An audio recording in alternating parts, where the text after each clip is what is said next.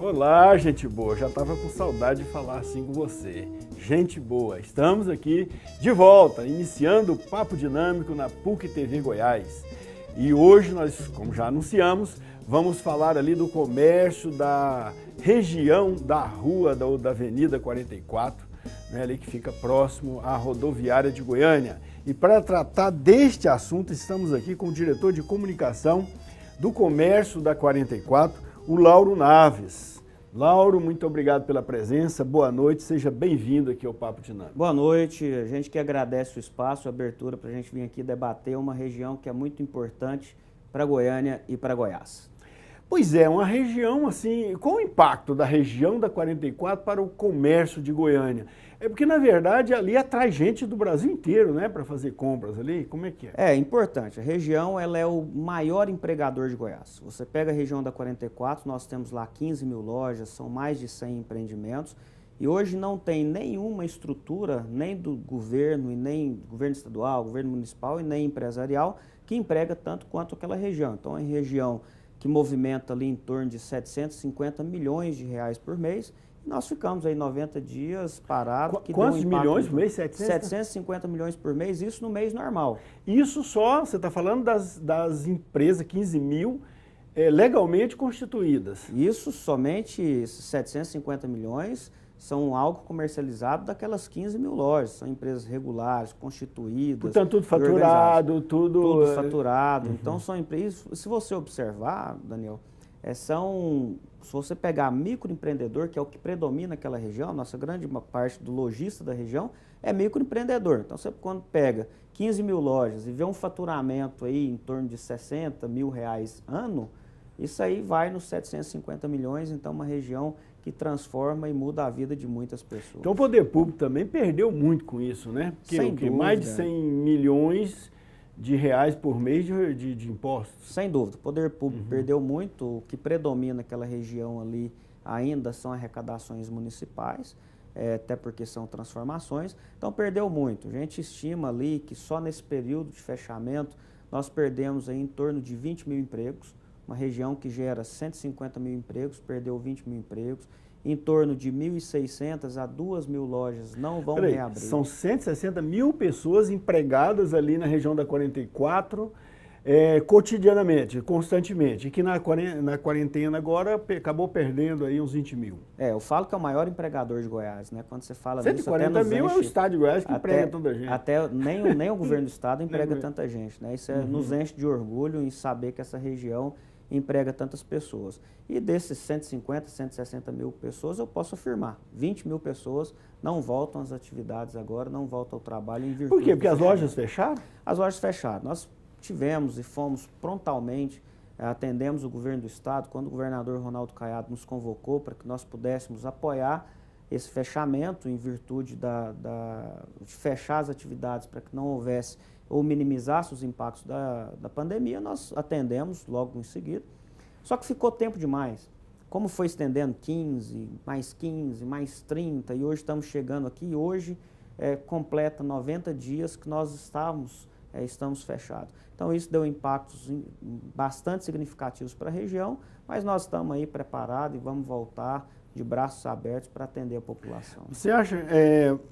Os prejuízos, você falou de 3 bilhões que teria havido ali de prejuízo. Para vocês terem ideia, nós passamos o mês de maio. Mês de maio, mês das mães, é o segundo Natal da região. Tem lojas que chegam a vender no mês de maio mais do que vende no Natal e no Ano Novo. Então é um valor considerado. Posso afirmar para vocês que meses normais, vamos falar o mês de março, mês de abril, são meses que comercializam em torno de 750 milhões de reais. Quando você pega o mês de maio, que é o mês das mães, você passa da cifra de 1 bilhão de reais. Então nós estamos falando aí em torno de 2 bilhões e meio de reais que deixaram de ser comercializados naquela região nesse período de fechamento. Isso você está falando só na atividade de comércio, porque ali, evidentemente, que tem toda uma cadeia produtiva, né? Ou você envolve nesses 15 mil estabelecimentos também os hotéis, as empresas de viagens e as confecções que produzem também? Não, esses números são números da venda direta das lojas. Quando você vai para toda a cadeia produtiva, que ela é imensa, aí a gente fala de números fabulosos, porque quando você pega desde um turista de compra que sai da sua cidade, da origem, que paga uma passagem, que vem aqui e hospeda, que alimenta, né, e que faz tudo isso, você vai falar na cifra aí de 5 bilhões de reais com muita tranquilidade. Então, isso dá essa cadeia, esse faturamento que deixou de ser... Ali, as confecções, porque ali são materiais, artigos, né, produtos, mercadorias que se vendem ali, que são fabricadas por aqui mesmo, em Goiânia, né? Ou tem produtos trazidos de fora também? Esse é o grande diferencial. Eu falo que Goiânia e Goiás têm uma produção de moda extremamente fantástica. Quando você chega, qual é o nosso principal concorrente? Nosso principal concorrente é São Paulo. Quando você chega lá para comprar, você está comprando produto chinês. E aquilo não é o que a mulher brasileira gosta. Quando você chega na 44, você encontra produtos quase que personalizados, que essa mulher vai vestir, vai encaixar bem no corpo do brasileiro. Então isso faz com que a 44 é o segundo e está caminhando para logo em seguida ser o primeiro polo de modas do Brasil. Então a gente tem produtos produzidos exclusivamente em Goiás. Eu posso afirmar para vocês que em torno de 90% do produto comercializado naquela região é produzido aqui. Inclusive tem projetos belíssimos em relação à ampliação dessa produção. Quando você pega, por exemplo, cidades do entorno de Goiânia, já produzem para a região. Você pega Trindade, pega Senador Canedo, Goianira, Aparecida de Goiânia, Catalão, que já está mais distante, também produz, Jaraguá, são 32 municípios em Goiás que produz moda para atender a região da 44.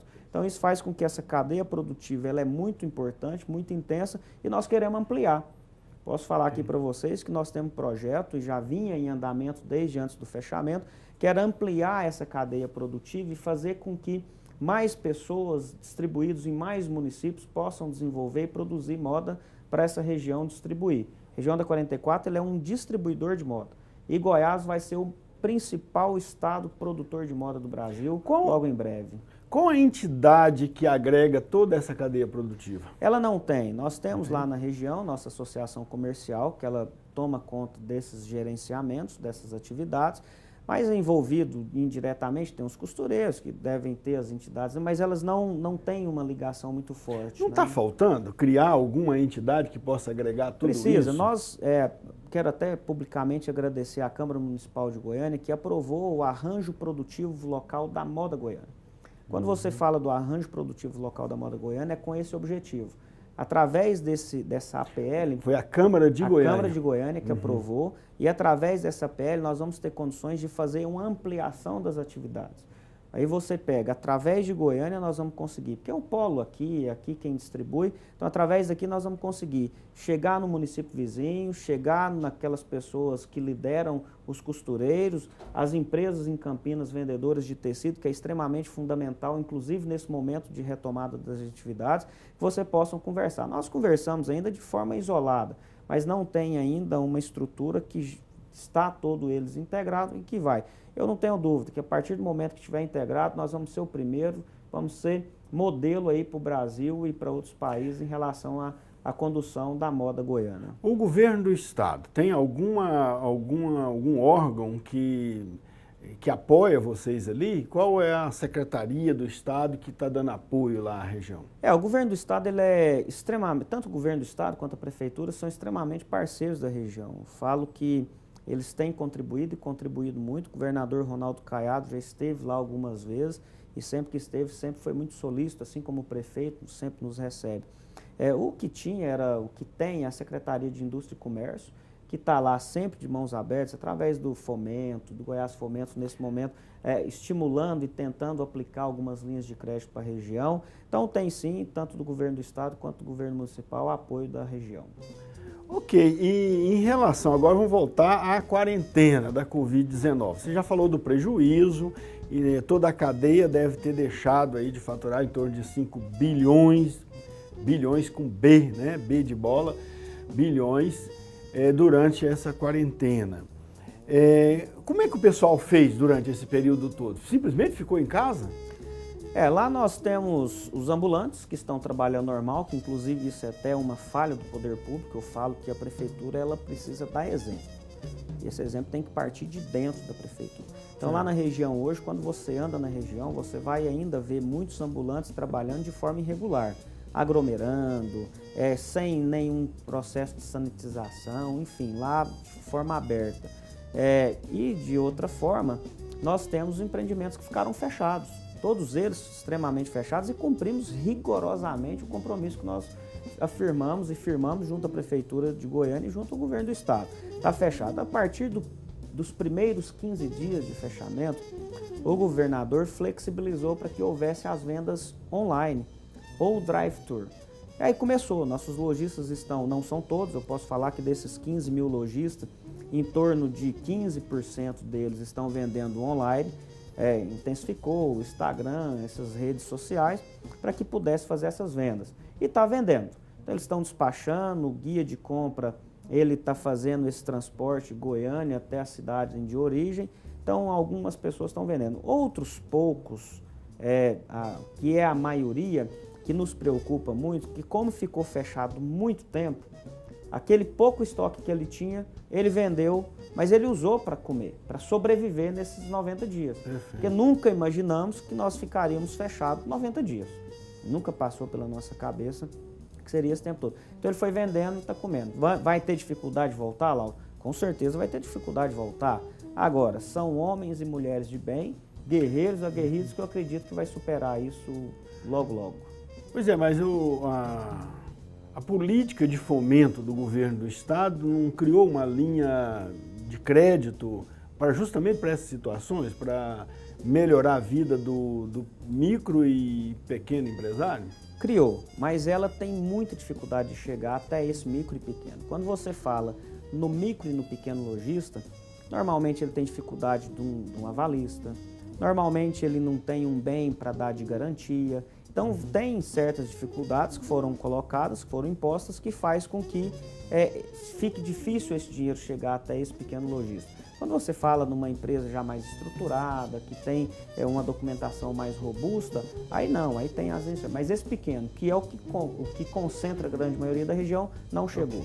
Vamos fazer o seguinte, vamos fazer um pequeno intervalo e a gente já volta e vamos ver aí como os micros e pequenos empresários da região 44 vão se virar, né, agora para reabrir o comércio da região e como eles vão fazer, por exemplo, para conseguir crédito para isso. Daqui a pouco a gente volta.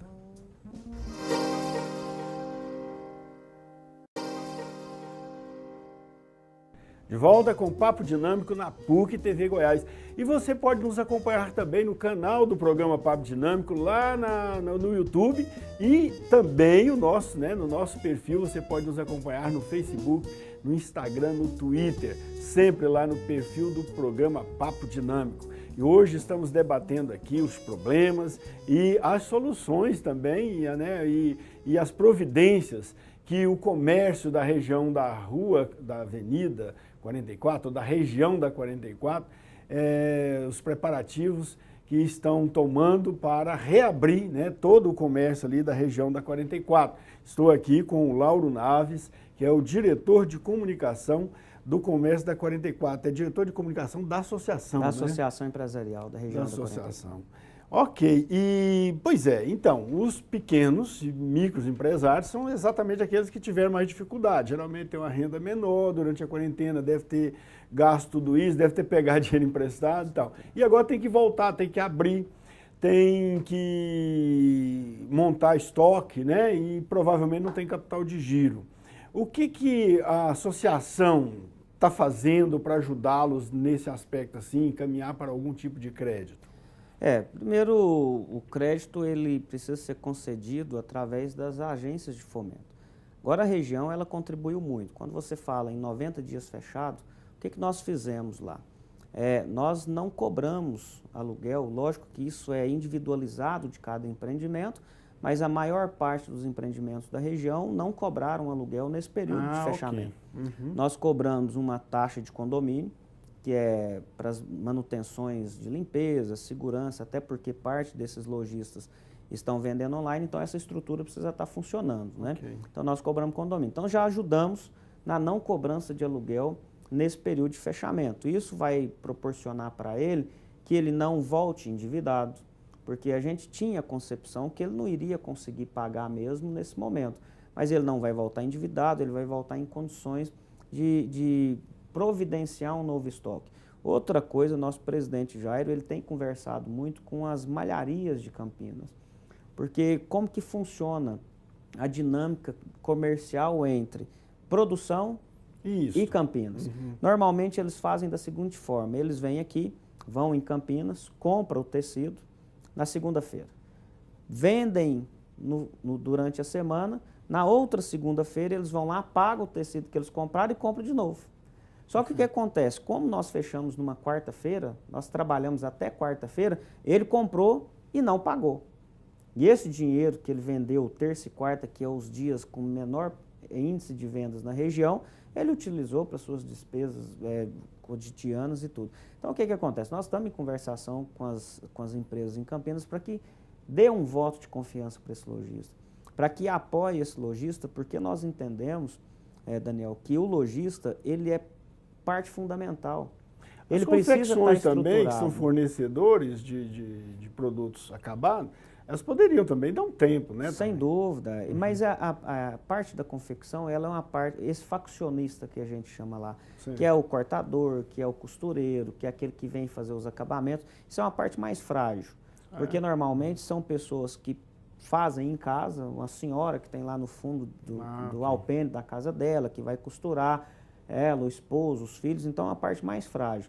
Essa parte dos lojistas nossos que nós conversamos, eles conseguiram ir mantendo ao longo desses 90 dias um estreitamento muito grande com essa parte de produção direta. Perfeito. Então, onde dá um impacto financeiro maior? É no tecido. No tecido. É no tecido e nos custos operacionais de manutenção da loja. E isso nós fizemos, nossos empreendimentos fizeram isso. Ok. E a parte de Campinas é o que a gente está em conversação, e eu não posso falar por eles diretamente, mas posso falar aquilo que nós conversamos, de que existe uma boa vontade muito grande em estender a mão para esse lojista para que ele volte suas atividades o mais breve possível.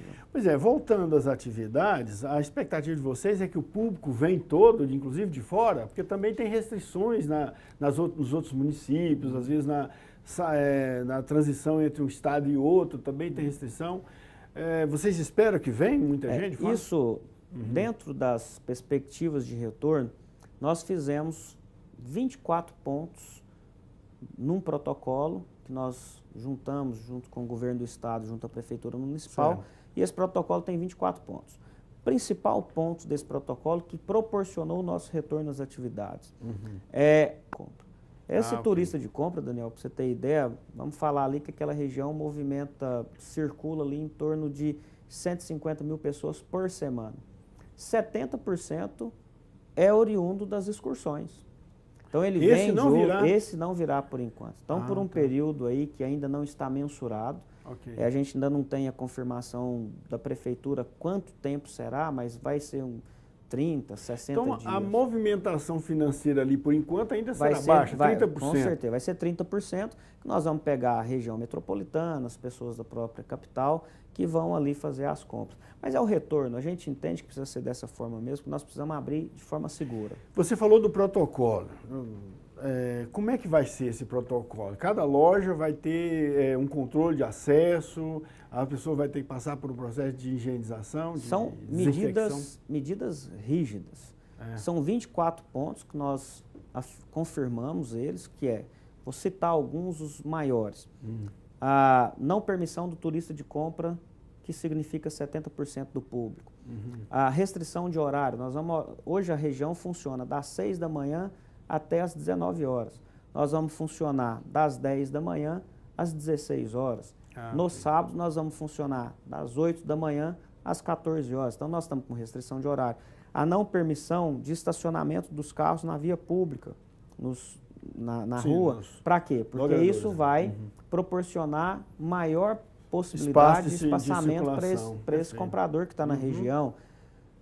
Vendedores dentro da loja. Então, o que acontece? Nós temos loja lá que tem 20 vendedores. será permitido para lojas acima de 25 metros, no máximo 3 vendedores.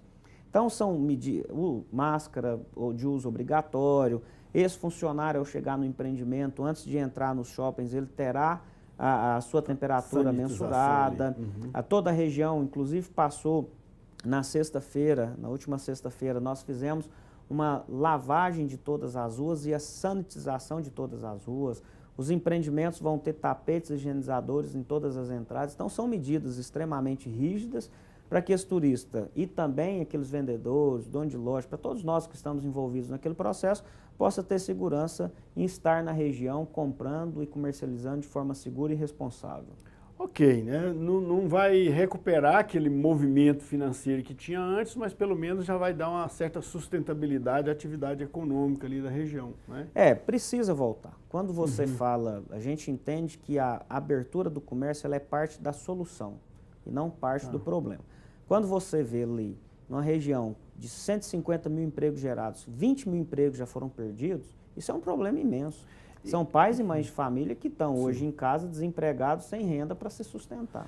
Tá, mas aí você está falando dos 15 mil estabelecimentos que compõem ali a região da 44. Mas e os ambulantes que estão lá na rua agora? Eles também vão ter que passar por esse processo? Como é que vocês vão fazer sobre eles? Isso é um problema que a prefeitura precisa resolver. A gente fala, nós temos lá a Guarda Civil Metropolitana, que faz um trabalho belíssimo na região.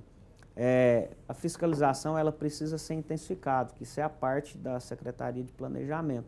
Ela precisa ir para a região, porque quando você regulamenta funcionamentos e critérios de reabertura para o lojista formal, mas você permite que o ambulante fique na rua, isso está desigual. Então vai causar problema, vai causar falta de higiene, uma série de coisas. Mas nós entendemos que o próprio comprador, ele vai voltar mais responsável. Ele vai observar melhor onde ele vai comprar, ele vai denunciar os lugares que não estão adequados. Então ele vai voltar de uma forma mais responsável. Eu acredito que ele mesmo vai deixar de comprar desse ambulante, mas a prefeitura precisa fazer esse dever de cuidar desse ambulante e tirar ele da rua. Ok, nós vamos fazer um pequeno intervalo de novo e daqui a pouco a gente volta. Vamos falar dos problemas que porventura tenham ocorrido durante essa quarentena, como eventuais saques de lojas ou problemas outros, né, que possam ter ocorrido. Daqui a pouco a gente volta.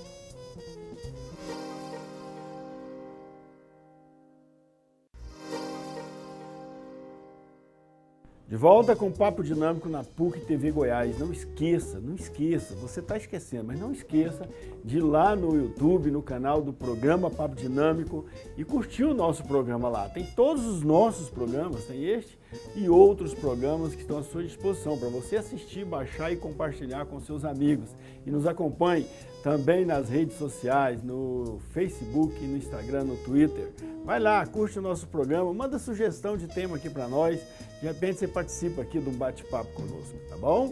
E hoje com o Lauro Naves, diretor de comunicação da região da 44, nós estamos falando lá da reabertura das lojas lá na região da 44. Mas então será uma reabertura gradual, né? Não vai ser tudo de uma vez.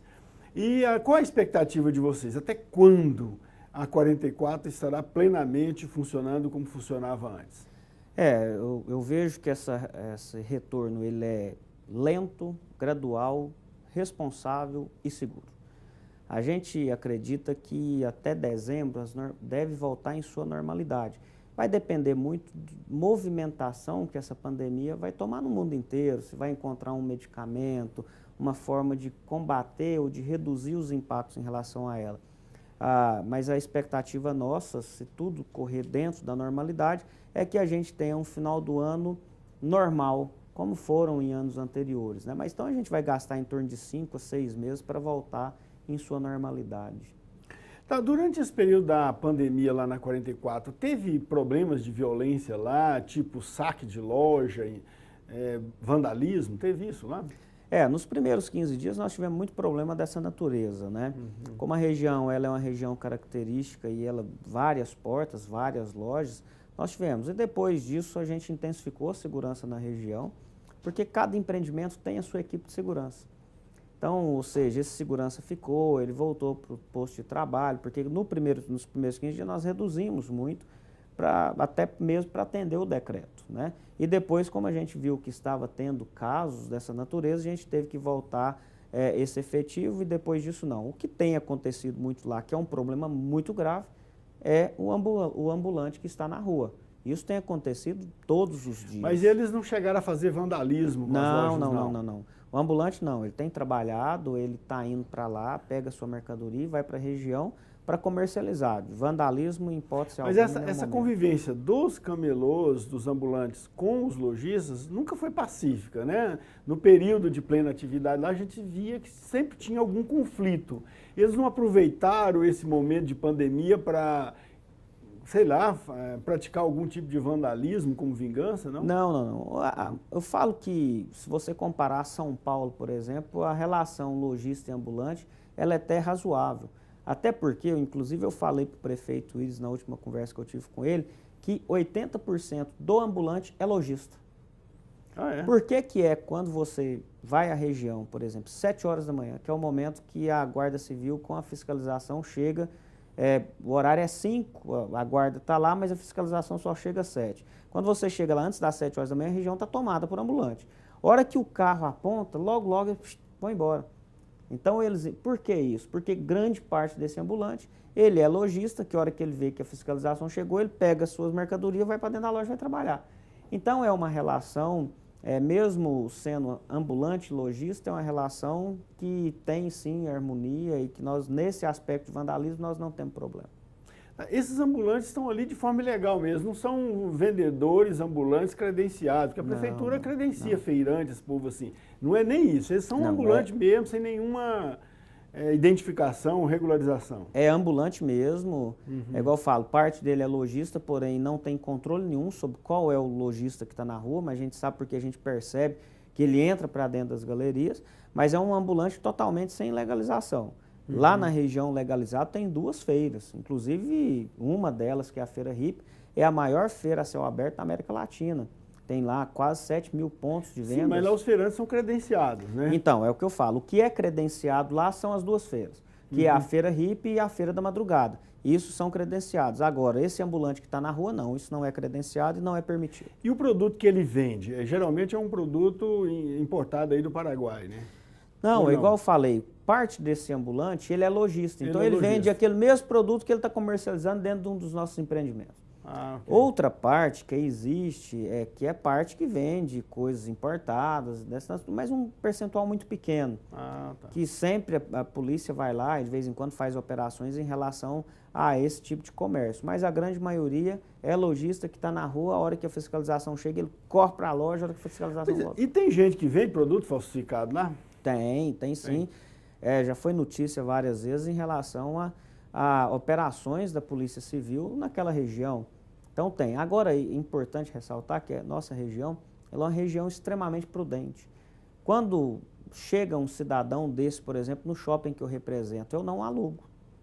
Porque eu preciso locar um espaço para que ele possa vender essa mercadoria. Então, nós não fazemos alocação. Então, é uma região que tem esse zelo. Você é gerente do shopping? Eu sou gerente do Shopping 44. A gente está ali há 9 anos, vai fazer 9 anos agora em funcionamento na região. Então, a pessoa chega lá, nós não vamos fazer essa alocação. Então, ou seja... Lá existe como princípio não locar para quem vende produtos falsificados. Sem dúvida alguma, a gente tem esse princípio. Mas não é, digamos assim, a mesma postura de outros donos lá de espaço. A grande maioria tem esse princípio. A gente pode falar isso de forma muito isolada, um ou outro empreendimento que não tem, mas nós temos, através da AER 44, nós temos uma sintonia muito boa naquela região com todos os empreendimentos. Pode, às vezes, acontecer a pessoa ir lá e locar como um produto regular e, de repente, você vê que ele está com um produto irregular. Então, tem muita especulação na região, mas a grande maioria eu posso afirmar que tem um trabalho belíssimo em relação a isso. Você é diretor de comunicação da associação, da 44.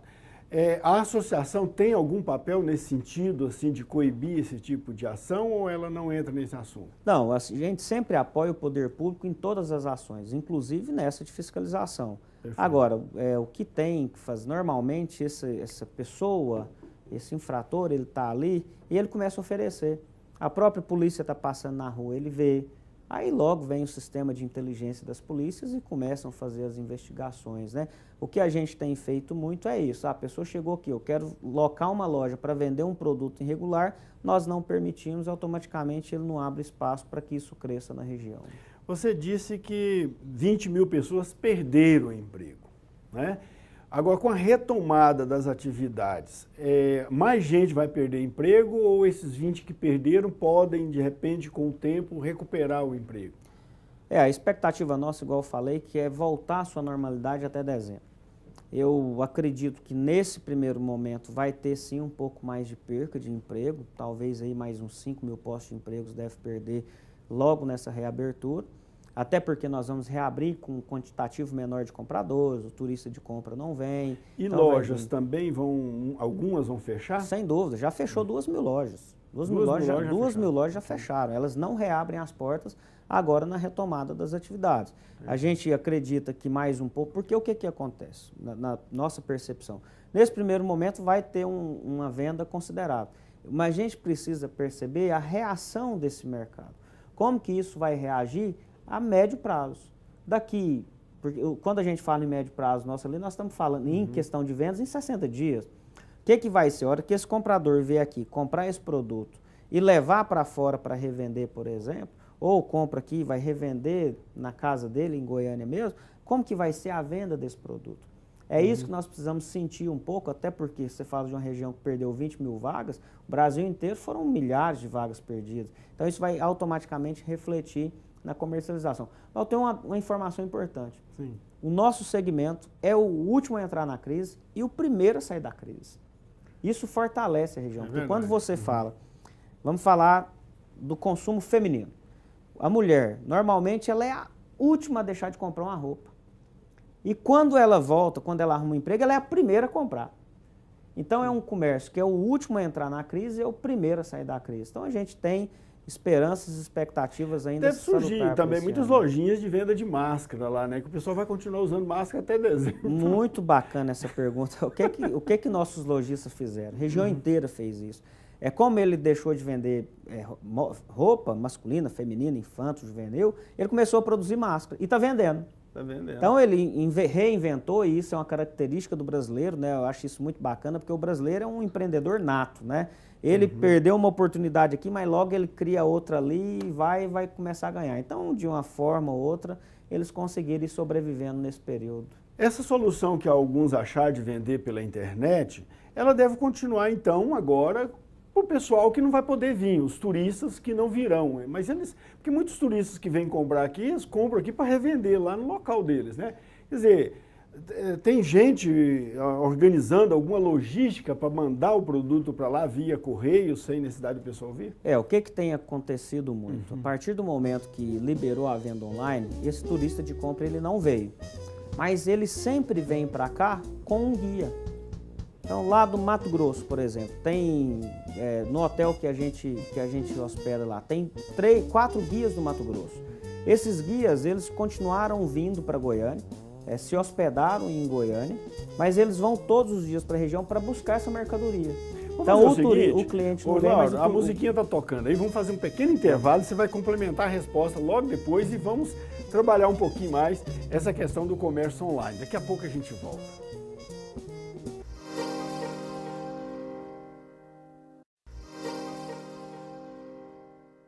De volta com o Papo Dinâmico na PUC TV Goiás, toda segunda-feira, 21 horas, né, por enquanto nesse horário, estamos mantendo esse horário toda segunda-feira, você nos acompanha aqui ao vivo no canal 22 da NET, no canal 24.1, canal aberto, e no canal, 324 da Sky, da Vive, etc. Veja bem, você pode também nos acompanhar lá no canal da PUC TV Goiás e no canal do programa Papo Dinâmico do YouTube e no perfil das redes sociais, do Facebook, do Twitter e do Instagram. Hoje falando aqui do comércio da região da 44 com Lauro Naves. Olha, no final do programa eu acabei aprendendo direitinho o nome do comércio da região da 44, né?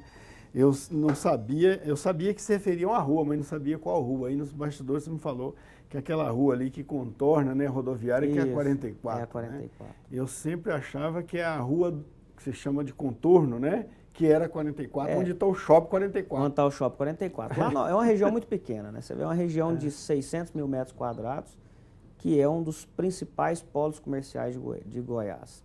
Eu falo muito, Daniel, e isso me enche de orgulho, que a 44 ela é maior do que muitos municípios goianos. Nós perdemos só para 4 municípios goianos em relação à venda na região e à arrecadação do município. O shopping ali, tem um shopping Araguaia na rodoviária. Tem Esse shopping, ele soma com vocês ou ele tira cliente de vocês? Não, o shopping Araguaia é extremamente fundamental, extremamente importante para a região. Porque você tem um shopping de produtos múltiplos, né? E você tem a região de produtos de moda. Então, pessoal, eu quero comprar um celular, ele vai lá. Eu quero comprar um chip, ele vai lá. Eu quero comprar numa loja específica, ele vai lá. Então, ele é muito fundamental e muito importante para a nossa região, agrega muito. Você falava no bloco anterior do comércio online que acabou sendo implementado por muitos lojistas ali. Então, ele deve continuar agora com a retomada das atividades, né? Ele vai ser incrementado, vai ser diminuído? Como é que você vê essa exploração, né, dessa solução aí para vendas, que é a solução via internet? A internet no Brasil, ela tende a crescer cada ano mais, né? Isso aí mundialmente falando, as vendas online têm crescido. O que eu acredito que vai acontecer naquela região nossa ali, como é um produto meio, quem vai comprar da gente ali não é um consumidor final, ele é um intermediário. Ele precisa ver o produto, ele gosta de ir lá, ele gosta de tocar, ele gosta de escolher o produto para que ele possa levar para o interior do Brasil realmente aquilo que ele acredita que vai vender. Então, na nossa região, mesmo com a perspectiva de crescimento desse comércio online, mas a venda presencial ela ainda vai ser muito forte. Tá, os hotéis não vão funcionar. Não vão funcionar porque não vem turista ou porque está proibido funcionar? Não, a gente está aguardando. Por enquanto está proibido funcionar. O que está permitido funcionar de hotéis é para atendimentos emergenciais, do sistema, por exemplo, de saúde, alguma pessoa que vem vender algo, isso está permitido. Okay. Agora, para o turista normal ainda não. A gente acredita que o governador ou o prefeito deve flexibilizar isso logo em breve, porque mesmo com todo o compromisso que nós fizemos, e nós vamos cumprir esse compromisso, é importante ressaltar isso, nós não vamos permitir a vinda de turista de compra nesse período. Isso é um compromisso e nós vamos cumprir. Agora, os hotéis podem funcionar. A pessoa que vem, um representante, um vendedor, uma pessoa que vem passar uns dias em Goiânia, por que não funcionar? Precisa voltar essas atividades da rede hoteleira geral em Goiânia, né? Certo. Precisa retomar. Agora, naquela região... Seguindo os protocolos. Seguindo os protocolos. Agora, na região, nós garantimos e vamos cumprir que não será permitidas as excursões, as caravanas de compra. Quem for lá na 44 para comprar vai ter total segurança de que que os riscos de contaminação serão mínimos. Sem dúvida, igual eu falo. Na última sexta-feira nós fizemos a lavagem, vão ser 2 vezes por semana. 2 vezes por semana nós vamos lavar e sanitizar as ruas. E todos os empreendimentos 2 vezes por semana.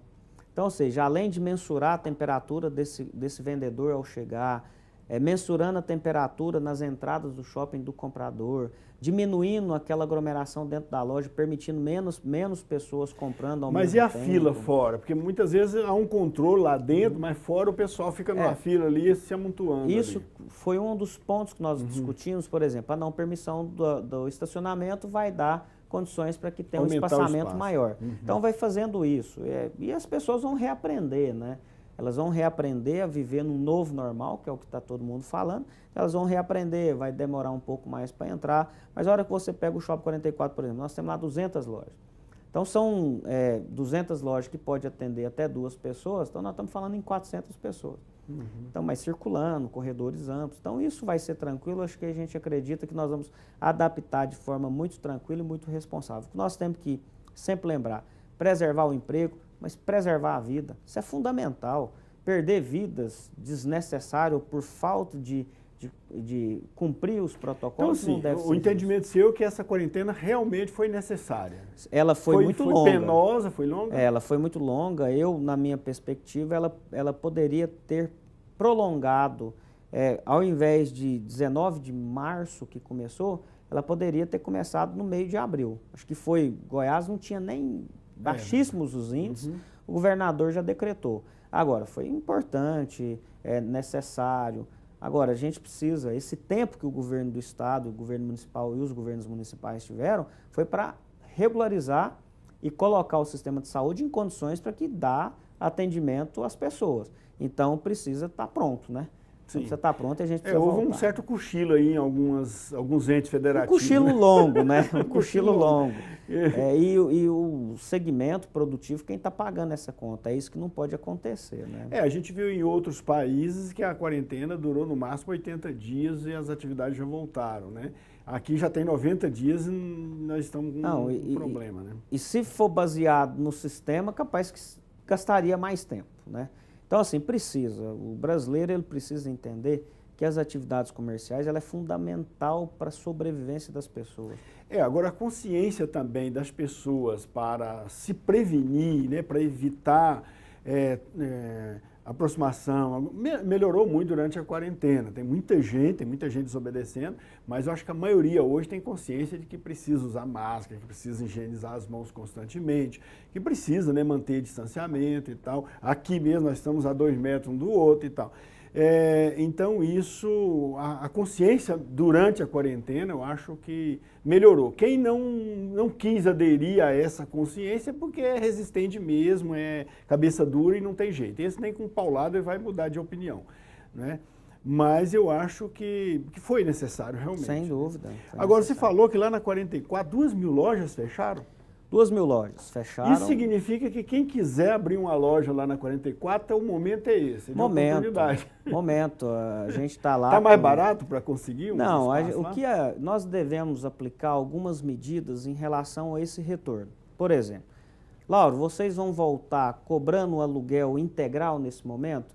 A gente vai estudar muito como que vai ser o formato, como que vai retornar, para estender a mão para esse lojista. Nós precisamos estender a mão para ele. Se as atividades não vão voltar integral, automaticamente eles não terão condições de pagar integral, né?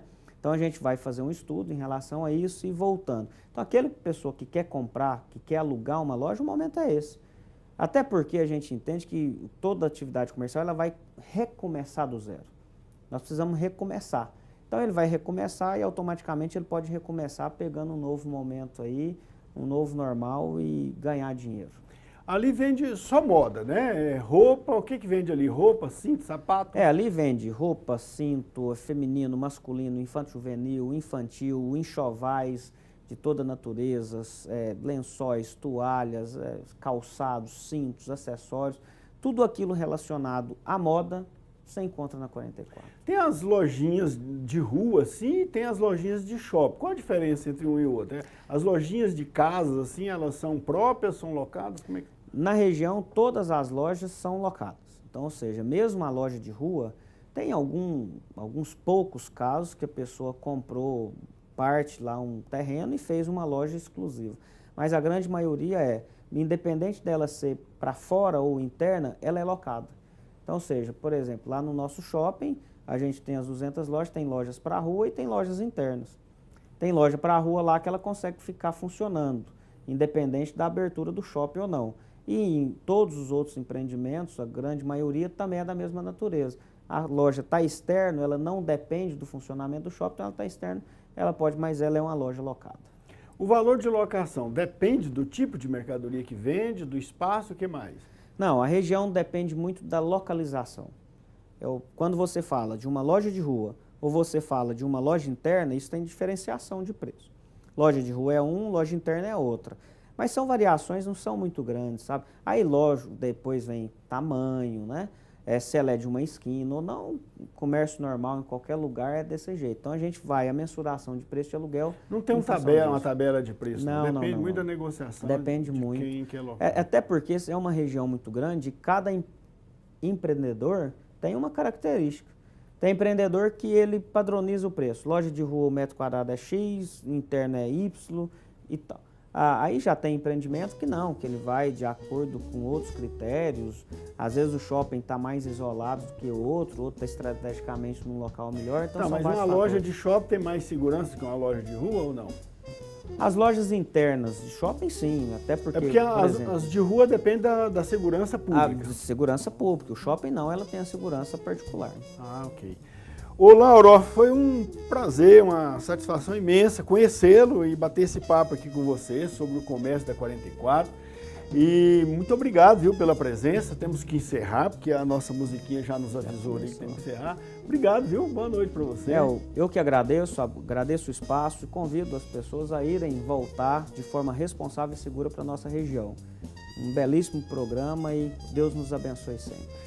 Amém. Nosso propósito também é apoiar as iniciativas mercadológicas da nossa cidade, da nossa região. Então, um grande abraço para você que nos acompanhou. Espero que tenhamos sido úteis, né, com esse debate aqui para, sei lá, o seu empreendimento, para os seus negócios, para a sua vida. Um grande abraço e até a próxima.